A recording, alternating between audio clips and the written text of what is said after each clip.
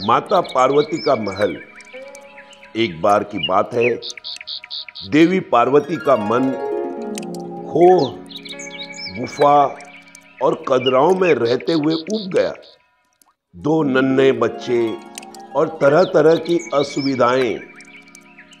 उन्होंने भगवान शंकर से अपना कष्ट बताया और अनुरोध किया कि अन्य देवताओं की तरह अपने लिए भी एक छोटा सा महल बनवा कर लेना चाहिए।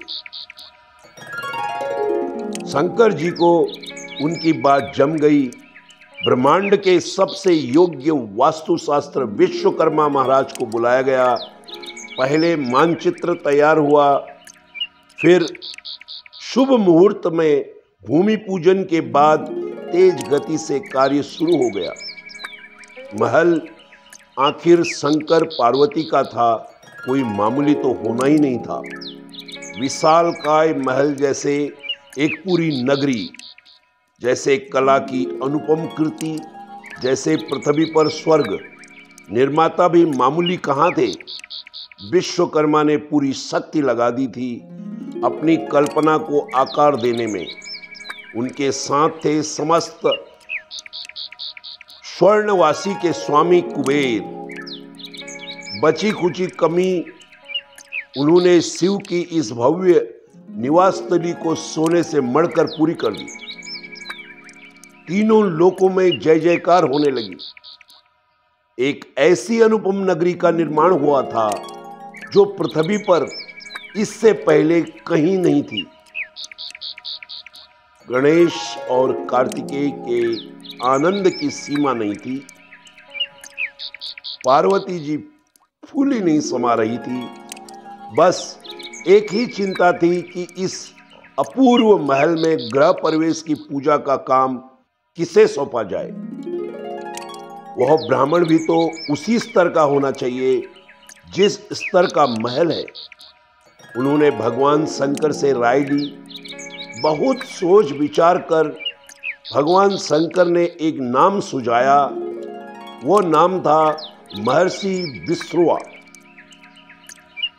समस्त विश्व में ज्ञान, बुद्धि, विवेक और अध्ययन से जिसने तहलका मचाया हुआ था, जो तीनों लोकों में आने जाने की शक्ति रखते थे, जिसने निरंतर तपस्या से अनेक देवताओं को प्रसन्न कर लिया था, जिसकी कीर्ति दसों दिशाओं में स्वस्ति फैला रही थी, ऐसे मुनि विश्रुवा गृह प्रवेश की पूजा के लिए श्रीलंका से कैलाश पर्वत तक बने इस महल में आमंत्रित किए गए।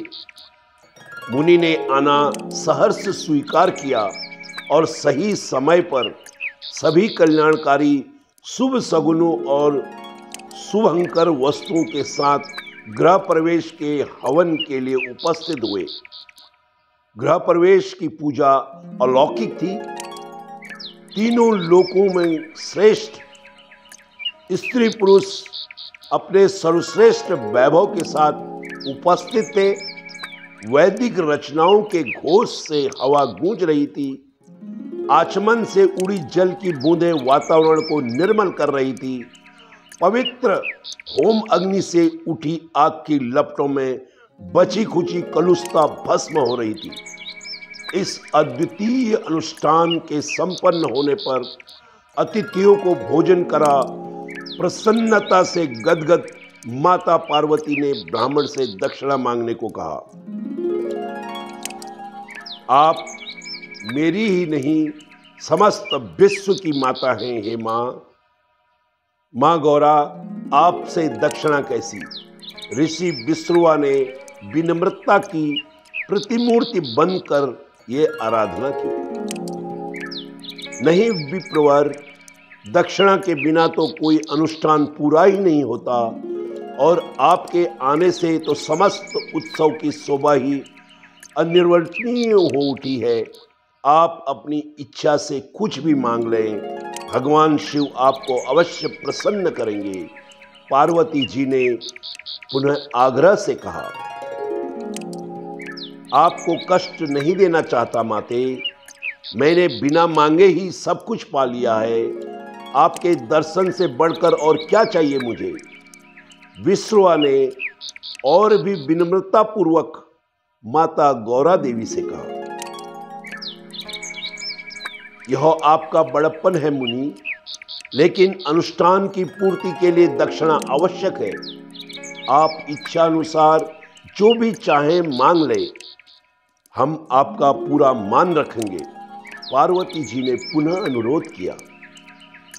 संकोच होता है देवी, विश्रवा ने आंखें झुकाकर कहा। संकोच छोड़कर यज्ञ की पूर्ति के विषय में सोचें विप्रवर। पार्वती ने नीति को याद दिलाते हुए कहा। जरा रुककर विश्रवा ने कहा, यदि सचमुच आप मेरी पूजा से प्रसन्न हैं, यदि सचमुच आप मुझे संतुष्ट करना चाहती हैं, और यदि सचमुच भगवान शिव सब कुछ दक्षिणा में देने को सामर्थ्य रखते हैं, तो आप यह सोने की नगरी मुझे दे दो। पार्वती एक पल को भौचक्की रह गई, लेकिन पास में शांति से बैठे भगवान शंकर ने अवचलित स्थिर वाणी में तथास्तु कह दिया। विश्रवा की खुशी का ठिकाना न रहा। भगवान शिव के अनुरोध पर विश्वकर्मा ने यह नगर कैलाश पर्वत से उठाकर श्रीलंका में स्थापित कर दिया।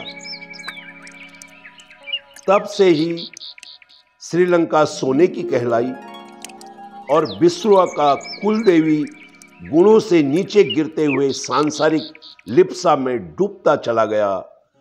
पार्वती के मन में फिर किसी भी महल की इच्छा का उदय नहीं हुआ और इस महान दान से इतना पुण्य एकत्रित हुआ कि उन्हें और उनकी संतान को गुफाओं कदराओं में कभी कोई कष्ट नहीं हुआ। हम भोले। जय भोलेनाथ, जय माता गौरी।